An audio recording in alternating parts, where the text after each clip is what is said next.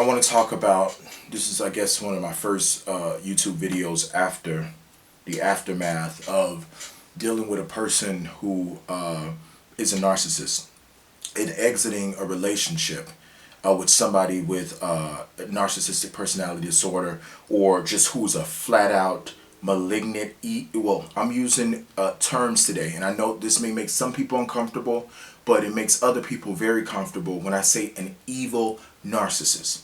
Okay? And the reason I'm calling them evil is because for some of us, you know, to be honest, we have a little bit of immaturity and we see the world through the eyes of good and evil. And so these people are evil. These people are evil. I just got out of a relationship with, and even while I'm talking, the brainwashing is so strong that I'm going, oh yeah, you just got out of a relationship with a narcissist and you can't get over it, and you know, that's why you're on here, just you got a chip on your shoulder and you can't let it go, because these are the things that you're told while you're in the relationship when you're asking for your needs to be met. So you're told that you're needy. You're told that you are that oh my God, you know, these are people that call you to them, come and be in love with me, and then when you go and you love them, they don't appreciate your love, they don't acknowledge your love, your love doesn't make them want to love you back at all. They are there to use you, to drink your blood, and after they finish with you, get the fuck out of my life, I don't need you anymore. That is narcissistic abuse.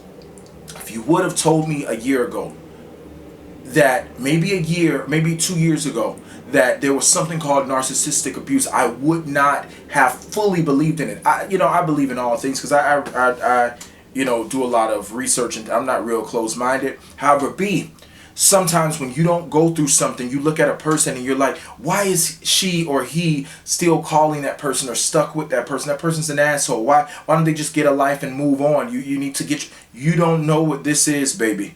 You don't know what this is until you go through it. Until you go through the manipulation and the mind. I believe it's Spartan on here. I listen to a lot of YouTubers. Spartan Life Coach. He calls it a mind fuck, and that's what I said on the day, 2 days after I left the relationship. I didn't leave the relationship. I was discarded, as I'll talk about later in the stages. I mean, you're thrown away. I was thrown away, and so a couple of days after, I said, "What is it? It feels like a mind fuck." I was telling my sister, my mind has been fucked, a mind rape, a mind discarding. Use you, get the fuck out of my car, bitch. That's what this feeling feels like. That's what I feel like. And after you exit these type of relationships, you are so used and bruised up. It's like you don't even have the strength to walk on in life. What life? For the last couple of years, my life was all about you. And when you took you away from me, you took my everything. And it was all done on purpose. You are drained. Narcissists need something called narcissistic supply. It comes in the form of compliments, of adoration, of praise. And once you are not that for them, or you're not there to give them that, they do not want you, nor need you, nor desire you. It looks like they desire you a whole lot. They desire your adoration, your praise that you give them, your honor you give to them, your selflessness that you give unto them. You give them your life source. You give them your blood. You give them your time. You give them your money. You give them your everything, your love, your compassion, your empathy. You give that to them. And you feel like it would make them want you back. They will see how much you appreciate them, and that will make them want to love you back. No. As a matter of fact, the more you give to them, the more their evil within says, yes, I'm drinking blood. And they don't mind speeding up the process. Come on, let me drain you of everything you got, because I can't wait to get to my next target or my next victim. Because even while you're with them, you're not enough. Date a narcissist. And if you're a guy or girl, there's always another guy or girl that their eye is on, even while they have you and they're drinking your blood. They'll live at your house and still date other people. They'll get an apartment with you but still have their eye on another, because you are not enough. They drink your blood, but they want more blood. They want more. They're vampires. And you live in hell with them. You do. You live in a living hell.